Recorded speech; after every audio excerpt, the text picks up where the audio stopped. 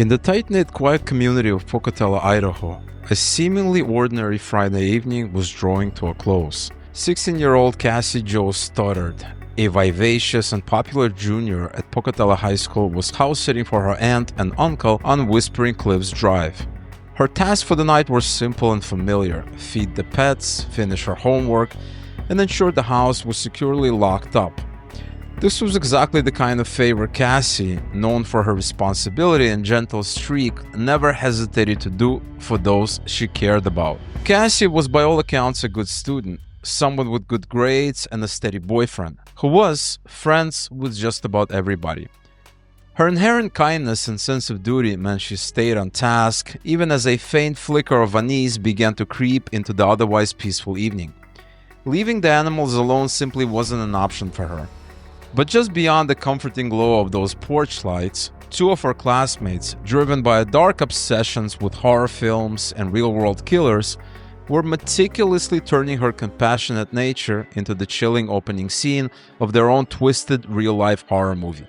By the time the sun rose again, Whispering Cliffs Drive, once a symbol of suburban tranquility, would no longer be just another quiet street in Idaho. It would forever be etched in memory as the site of a brutal, senseless murder that shocked the nation.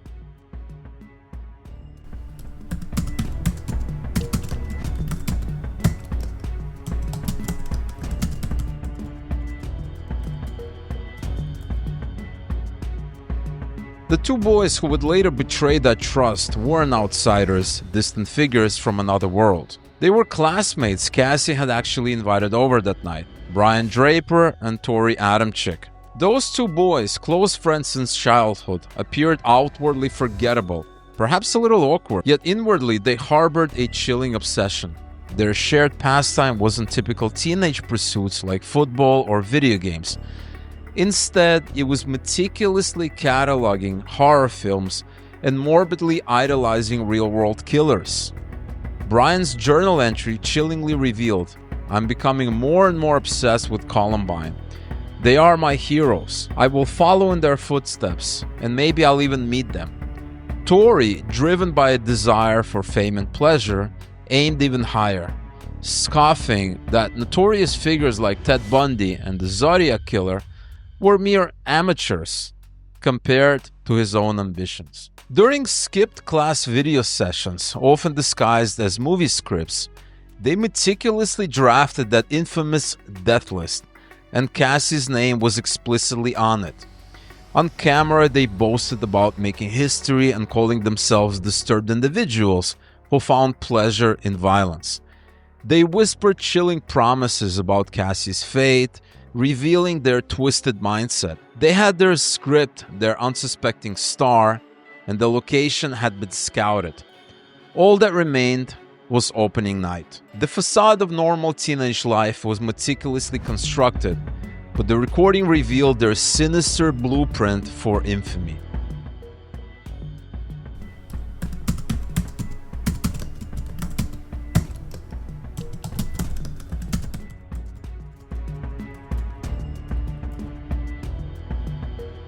Perched high on Whispering Cliffs Drive, the two-story Contreras home looked like every suburban refuge. With its warm lights and neat lawn, nothing appearing out of place. Inside, Cassie was diligently fulfilling her house-sitting duties for her aunt and uncle, Allison and Frank Contreras, who were out of town for the weekend. She was caring for their pets, including 2 dogs and 4 cats. By 6 o'clock, her boyfriend, Matt Beckham, had arrived, ready for popcorn and an easy Friday night. A few hours later, around 8:30 p.m., to attend a party that never materialized, 2 more guests showed up, Brian Draper and Tori Adamczyk, the same classmates we just met, whom Cassie had actually invited over for a casual hangout. Cassie, acting as a welcoming host, gave them a quick tour of the entire house, from the kitchen and living room to the basement. This seemingly innocent tour would prove to be a fatal mistake, as Brian and Tori became well acquainted with the layout, observing many entrances and potential places to hide. Down in the basement, Brian's gaze lingered, notably focusing on the back door deadbolt, which led from the garage into the lower level of the house. In a small, casual flick of his thumb, Brian stealthily unlocked that door, creating a second, unauthorized doorway the owners never meant to leave open. This act underscored the chilling premeditation of their plan. For Cassie and Matt, it was just a movie night, enjoying the exceptionally violent Kill Bill Volume 2, but for Brian and Tori, it was reconnaissance, a calculated session of timing footsteps, counting exits, and staging what they refer to as the kill. Their glances to each other were more frequent and meaningful than any attention paid to the screen, as they were laying the groundwork for the horror to come. Around 9:30 p.m., Brian and Tori made their excuses, saying they were off to catch a late show at the movie theater, specifically claiming they would watch Pulse. Cassie waved goodbye, unaware that the moment the front door closed, the basement door behind it was already unlocked, left ajar from their planned, undetected re-entry.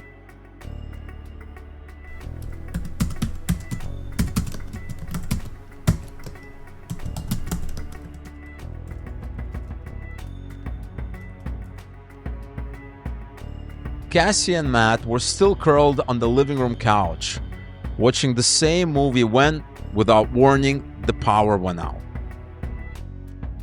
Unseen below, Brian Draper and Tori Adamczyk were manipulating the circuit breaker, rattling shelves, and even hurling 2 ashtrays at the bottom of the stairs, anything to bait their friends downstairs. Cassie stayed put. Brian and Tori then turned some of the lights back on. Cassie felt uneasy after the temporary power outage, so Matt rang his mother, asking if he could stay the night to ease Cassie's mind.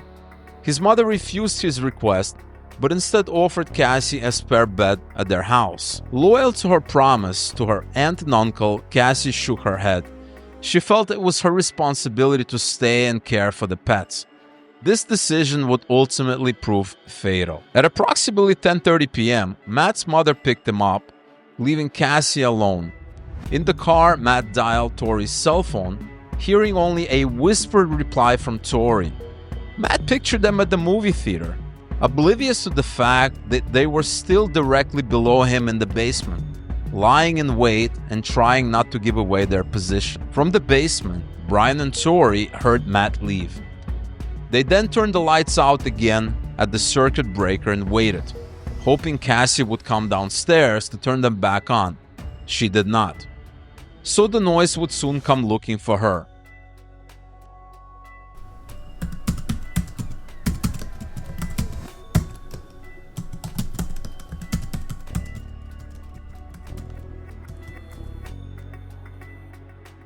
Matt was gone and Cassie was finally alone.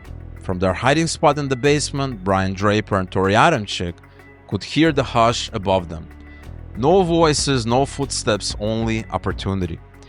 They emerged from the basement, now dressed in dark clothes and wearing white painted masks, a chilling nod to the horror movie fantasies they sought to bring to life.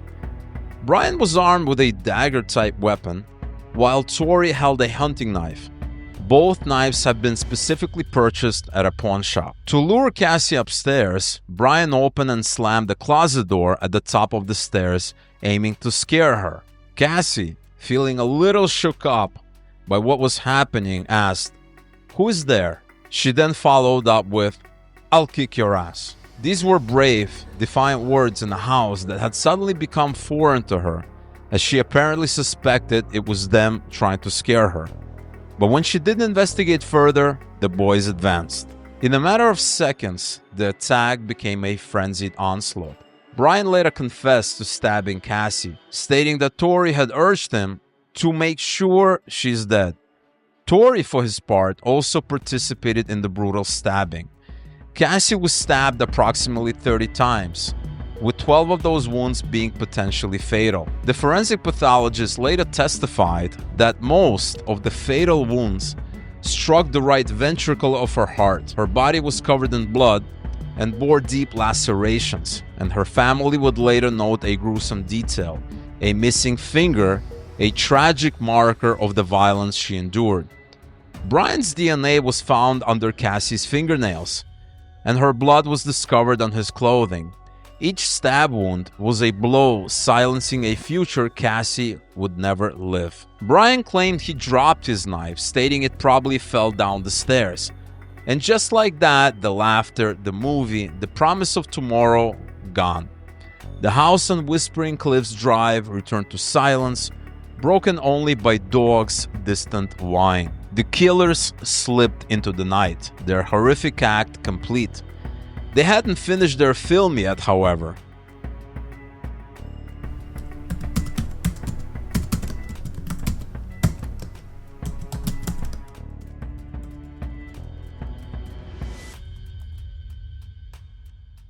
Minutes after fleeing Whispering Cliffs Drive at approximately 11:31 p.m., Brian Draper and Tori Adamczyk turned on their camcorder and hit record. What poured out wasn't panic or remorse. Instead, it was giddy, post-scene chatter, as though they just walked out of a movie rather than a murder. Brian stated on tape, "Just killed Cassie. We just left her house. This is not a fucking joke." He also proclaimed, "I stabbed her in the throat, and I saw her lifeless body just disappear, dude. I just killed Cassie." Tori, visibly shaking, added, "I'm shaking. We waited so long for this." Brian remarked on the tape, "That felt like it wasn't even real. I mean, it went by so fast." Tori then instructed, "Shut up. We gotta get our act straight." There was no remorse, only self-congratulation. In their recorded footage, Brian and Tori revealed their true motivations. They called themselves sick psychopaths who get pleasure of killing other people. They explicitly stated, "We're gonna make history." Tori whispered one chilling promise earlier. She's perfect, so she's gonna die. And also stated, "I'm horny just thinking about it," in anticipation of the murder. The cameras stayed on as they tried to erase the night. They drove to Black Rock Canyon, where they attempted to burn and bury the evidence of their crime. They dug a shallow pit and stuffed in blood-soaked clothing, masks, gloves, and knives.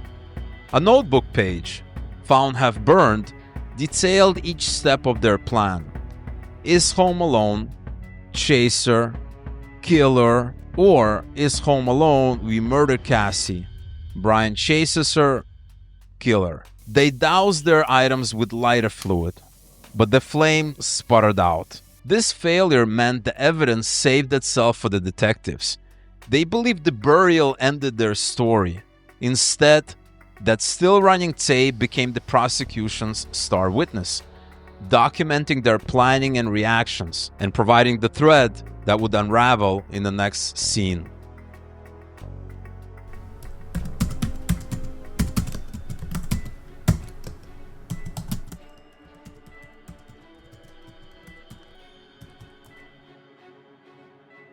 Two days later, on Sunday, September 24, 2006, Cassie Jo Stoddart's 13-year-old cousin entered the house on Whispering Cliffs Drive and stepped into a nightmare.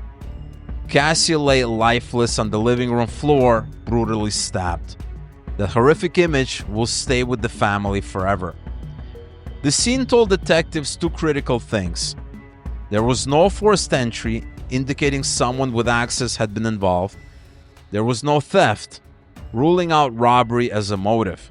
This led investigators to conclude that the violence was deeply personal. A latent print found on the basement circuit breaker panel initially pointed to Cassie's mother's boyfriend. However, he provided a reasonable explanation for its presence. Having done electrical work there months earlier, an alibi corroborated by the Contreras' family. Investigators next focused on the last person to see Cassie alive, Matt Beckham. He was subjected to hours of questioning and a polygraph test. His timeline remained consistent, and grief, not guilt, marked every answer, clearing him as a suspect. That left the other guests who had been at the house that night, Brian Draper and Tori Adamczyk, both 16-year-old classmates whom Cassie had invited over. They claimed they'd left Cassie's house around 9:30 p.m. to watch the horror movie Pulse at a local movie theater. Yet when pressed, Neither could name a single plot point or provide details about the movie. This tiny inconsistency cracked their story.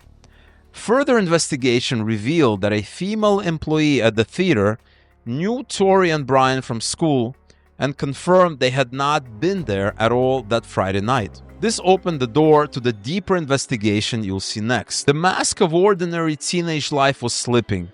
Behind it waited something far darker than anyone in Pocatello could imagine. Sheriff Lona Nielsen would later describe the murder as a senseless, premeditated killing for the thrill of killing, noting that the boys had a death list of other potential victims.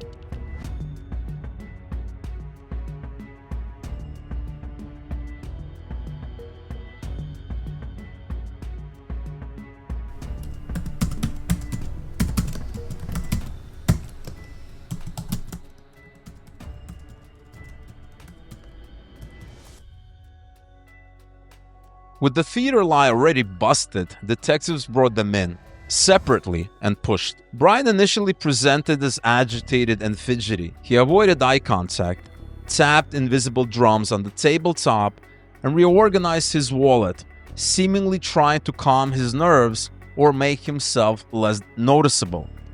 He offered a string of stories, first claiming they watched the horror movie Pulse at a local theater, then, when that was disproven by a theater employee who knew them from school, he claimed they were going through cars in the neighborhood. None fit the evidence, and detectives knew it. Law enforcement employed a mix of good cop, bad cop tactics, sometimes acting friendly and calm to disarm Brian, and other times offering him a lifeline and posing as an ally to get him to confess. They confronted him with conflicting information stating, "Brian, we've got you walking back into the house."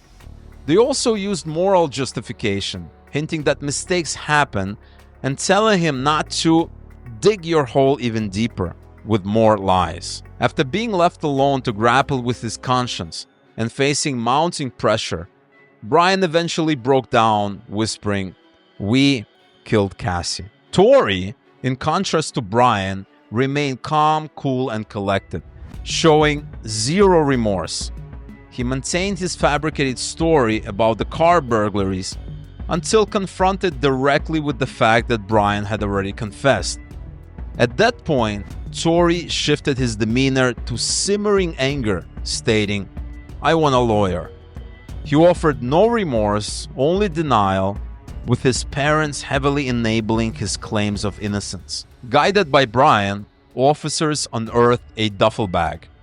It contained 2 knives, a dagger-type weapon for Brian, and a hunting knife for Tori, acquired by a friend from a pawn shop, white masks, painted masks, part of their costumes, latex gloves, blood-stained clothes, a half-burned notebook page detailing each step of their plan, that chart checklist, and, most damning, the camcorder tape that we talked about earlier. The footage included their planning, their post-murder exhilaration, and chilling boasts like, "Just killed Cassie. We just left her house. This is not a fucking joke." And Tori saying, "I'm horny just thinking about it." Confession, weapons, and motive, recorded in their own voices. The facade of ordinary teens was gone. What remained were 2 self-made killers and the question why. They were only 16 years old at the time of the murder.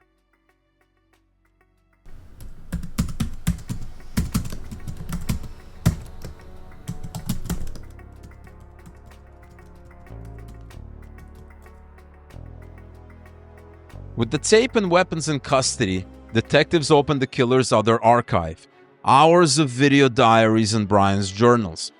What emerged was not impulse, but weeks of meticulous planning and rehearsal for one starring role, Cassie Jo Stoddart. They had meticulously planned and executed Cassie Jo's murder, obsession, and fantasy. Brian wrote that the Columbine shooters, Eric Harris and Dylan Klebold, were his heroes, lamenting he felt like a nobody. In his own words from the videotape, Brian declared, "If nobody will remember me now, They'll remember me after.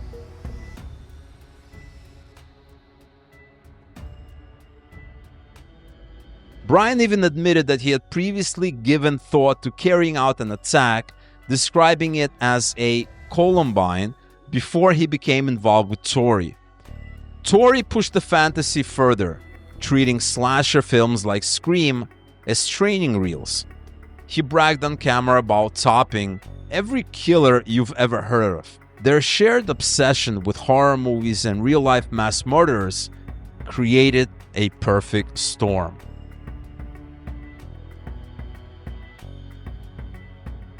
Long before Cassie, Tori honed violence on animals. Brian told detectives Tori claimed to have killed cats by choking them or burying them alive, sometimes with their heads exposed, and even running them over with a lawnmower. Brian also recounted how Tori once begged them, "Stab me so I can feel it," blurring the line between make-believe and reality. In one planning clip, Brian whispers, "Tonight's the night. No turning back." Tori answers with a soft, ecstatic chuckle. They filmed themselves skipping class on the day of the murder to write their plan and death list. A bulletproof outline found half-burned in Black Rock Canyon detailed their steps. She's home alone, kill lights, chase her, finish. The overall goal was fame, not concealment. They boasted about making history and expressed disturbing views about violence and killing, personal motives and psychology. Obsession met envy. Brian harbored a crush on Cassie. Tori, on the other hand, harbored a simmering hatred for Matt Beckham, later admitting, "He annoyed me, always has." He even said, "I hated him last year." Homicide promised power over both. Court evaluators described Tori as emotionally flat.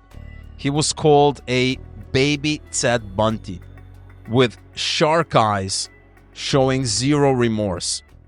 Tori remained calm, cool, and collected during interrogation, even when confronted with evidence, often looking away from interrogators while Cassie's name was mentioned, though this can be an indicator of remorse or sadness.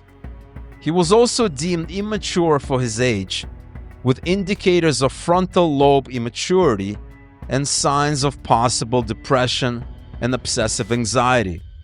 Brian, in contrast, presented as anxious and approval-hungry. He was often nervous and fidgety during interrogation, tapping invisible drums and reorganizing his wallet, showing childlike qualities under pressure. He would later express remorse, claiming he regretted his actions every day. Some sources suggest his remorse may have been a manipulation tactic, but others believe it to be genuine, as he had exhausted his appeals. Tori, however, has never shown remorse. Premeditation, narcissistic fantasy, and peer reinforcement created the perfect storm. They believed killing would turn them from invisible teens into legends. Instead, it delivered them to a courtroom they couldn't script. The fantasy was finished. The verdict was about to begin.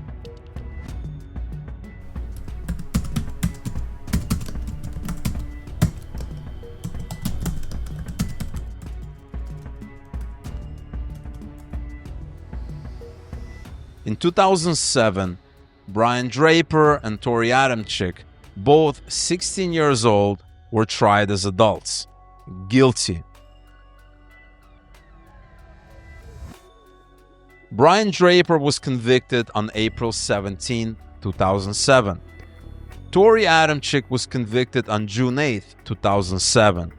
Both were convicted of first-degree murder and conspiracy to commit first-degree murder. They received a mandatory sentence of life imprisonment without the possibility of parole for first-degree murder, plus 30 years to life for conspiracy.